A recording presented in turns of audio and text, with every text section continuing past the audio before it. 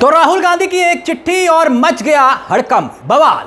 जी, राहुल गांधी ने एक चिट्ठी लिखी और वो सीधे सीधे चिट्ठी किसको लिखी?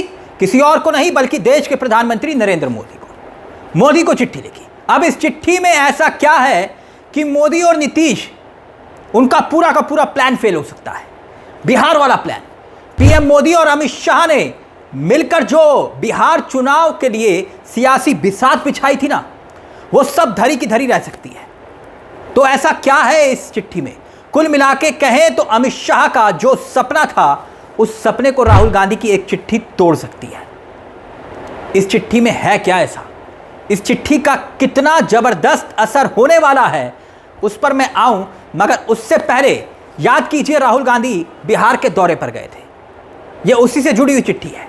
बिहार के दौरे पर जब गए थे तो यात्रा सियासी विवाद का विषय बन गई, सुर्खियां बनी, क्योंकि बिहार सरकार के प्रशासन ने भारी पुलिस बल के साथ राहुल गांधी को रोकने की कोशिश की। राहुल गांधी को अंबेडकर छात्रावास में जाने के लिए रोका, लेकिन राहुल गांधी रुके नहीं।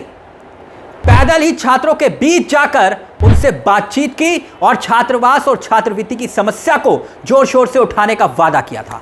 अब वादा किया था तो अब राहुल गांधी ने वादा निभा दिया।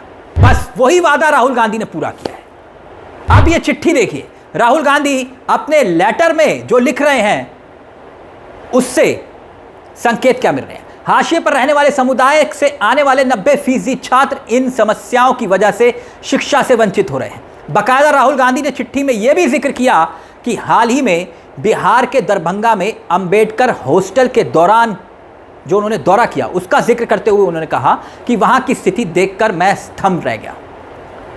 उन्होंने आगे लिखा राहुल गांधी ने कि भाई एक छोटे से कमरे में 6 से 7 छात्र जो है ठूस ठूस कर भरे गए हैं, उनको रखा गया है। गंदे टॉयलेट्स हैं, पीने के लिए पानी नहीं है, लाइब्रेरी नहीं है, इंटरनेट जैसी सुविधाएं नदारद हैं, खाने की व्यवस्था भी बेहद खराब है।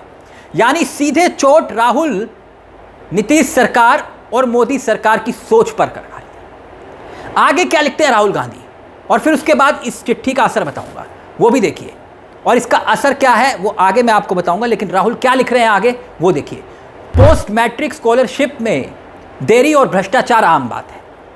उदाहरण देते हुए राहुल गांधी ने कहा कि भाई बिहार में 3 साल तक स्कॉलरशिप पोर्टल बंद रहा, जिससे हजारों छात्रों की छात्रवृत्ति नहीं मिल पाई। 2023 का जिक्र किया, कहा कि भाई 1,36,000 छात्रों को स्कॉलरशिप मिलनी थी, और वहीं 2024 में यह संख्या घटकर सिर्फ 59,000 रह गई। यानी राहुल ने स्कॉलरशिप का जिक्र करके एक बड़े मुद्दे को छूने की कोशिश की है। दोस्तों, राहुल ने यह भी कहा है कि भाई पूरे देश में यही हालत है, सिर्फ बिहार का जिक्र नहीं किया। अब लगे हाथ, चिट्ठी में राहुल गांधी ने प्रधानमंत्री से एक मांग भी कर दी। मांग कह लीजिए या फिर चैलेंज दे दिया, एक नया टास्क। मांग यह कि भाई हर हॉस्टल का ऑडिट करवाइए, सुविधा सुधारी जाए और स्कॉलरशिप की राशि बढ़ाई जाए। यानी पीएम मोदी को एक नया चैलेंज दे रहे हैं। कौन? राहुल गांधी।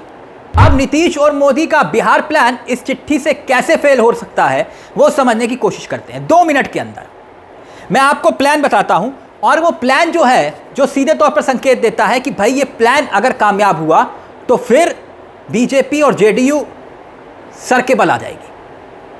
भाजपा ने जो प्लानिंग की थी, एक बहुत बड़ी विजय मिलेगी, सोचा यही था कि भाई शानदार जीत हासिल करेंगे, नीतीश कुमार को साइड करके अपना मुख्यमंत्री बना लेंगे। एक और राज्य ऐसा होगा जहां पर सहयोगी पार्टी बड़े भाई की भूमिका से छोटे भाई की भूमिका में आ जाएगी।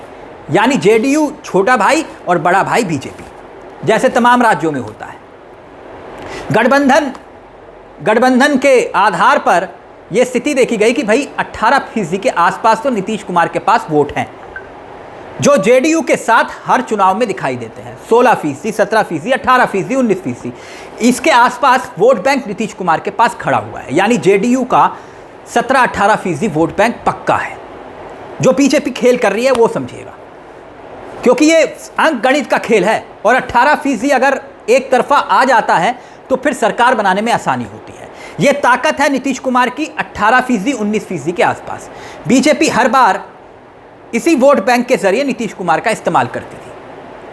अब जो मैक्सिमम यानी कि अधिकतर वोट बनते हैं, जो ईबीसी यानी कि अति पिछड़ा वर्ग के वो 36% के आसपास है, 36% उसकी आबादी है, और दलित की 19% के आसपास।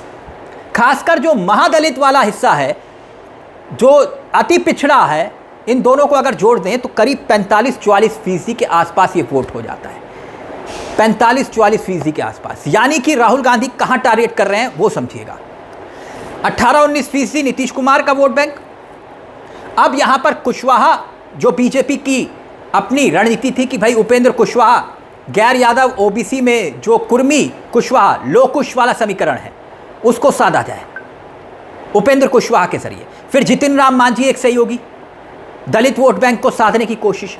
अब पासवान मतदाता को साधने की कोशिश, चिराग पासवान 5% के आसपास। यानी कुल अंक गणित मिलाकर बीजेपी ने एक जीत का रथ तैयार किया कि भाई देखिए इसी वोट बैंक के आधार पर हमारी जीत खड़ी हुई है, क्योंकि जो अगड़ा जाति का है वो कहीं और जाएगा नहीं, वो कमल पर ही निशान लगाएगा। अब इसीलिए राहुल गांधी ने जो किया, इन सभी वोट बैंक को साधने के लिए एक तीर से कई शिकार कर दिए। एक तीर चला दिया जो सियासी नजरिए से सरकार को छलनी कर रहा है, दोनों सरकारों को, क्योंकि यह मसला नैरेटिव की सियासत का है दोस्तों। यूपी में इसी पीडीए के फॉर्मूले से बीजेपी चारों खाने चित हुई थी, उत्तर प्रदेश में लोकसभा में, याद करिए। अब राहुल गांधी भी उसी फॉर्मूले को बिहार में अपना रहे हैं। इस चिट्ठी के जरिए सियासी संकेत और संदेश दे रहे हैं कि मैं बिहार का दौरा ही नहीं कर रहा हूं, मैं आपकी आवाज उठा रहा हूं, मैं दलितों की आवाज उठा रहा हूं, मैं पिछड़ों की आवाज उठा रहा हूं, वो भी सीधा पीएम मोदी को चिट्ठी लिखकर आवाज उठा रहा हूं। राहुल गांधी ये समझा रहे हैं। अब बीजेपी यहीं फंस गई जनाब। वो इसलिए क्योंकि अगर राहुल की मांगों पर अमल कर दिया तो फिर राहुल गांधी के एक और मुद्दे की जीत हो जाएगी, और दूसरा, अगर मांगों पर गौर नहीं किया तो राहुल हर मंच पर बीजेपी और मोदी सरकार को दलित और पिछड़ा विरोधी साबित करेंगे। ये कहते हुए कि ये युवाओं की आवाज नहीं सुनते, छात्रों की पीड़ा से इनका कोई लेना देना नहीं, कोई मतलब नहीं। इसलिए राहुल गांधी ये चिट्ठी बीजेपी यानी पीएम मोदी को भी अब परेशान करेगी। इस चिट्ठी में सार यही कि भाई मुश्किल तो है। फिर कह रहा हूं, ये चिट्ठी पूरा का पूरा प्लान फेल कर सकती है, बीजेपी का, जेडीयू का, मोदी का, नीतीश कुमार का। कहने में बहुत जल्दबाजी होगी लेकिन फेल हो सकता है, क्योंकि तमाम सर्वे संकेत दे रहे हैं, तमाम जो सर्वे अब एक के बाद एक आ रहे हैं उसमें संकेत मिल रहा है कि महागठबंधन यानी इंडिया गठबंधन का ग्राफ बढ़ रहा है, और राहुल गांधी के दौरे का असर अब साफ तौर पर जमीन पर दिखाई दे रहा है। और ये चिट्ठी उसी रणनीति का एक हिस्सा है जहां पर बीजेपी और नीतीश कुमार दोनों फंस जाते हैं। अब देखते हैं कि इस चिट्ठी का जवाब पीएम मोदी क्या देते हैं। वैसे इसके आसार कम हैं, क्योंकि असल मुद्दों से मोदी जी ध्यान भटकाने में माहिर हैं। फिलहाल इस मुद्दे को लेकर दोस्तों आपकी क्या राय है, हमें कमेंट बॉक्स में जरूर बताइएगा। मुझे तिलक चावला को दीजिए इजाजत, और चलते चलते एक दरख्वास्त, अगर आपने हमारे इस चैनल को सब्सक्राइब नहीं किया तो हो सके तो प्लीज़ सब्सक्राइब करेगा, क्योंकि यहाँ हम सिर्फ खबर नहीं बल्कि खबर के पीछे की खबर बताते हैं। नमस्कार, जय हिंद, जय भारत।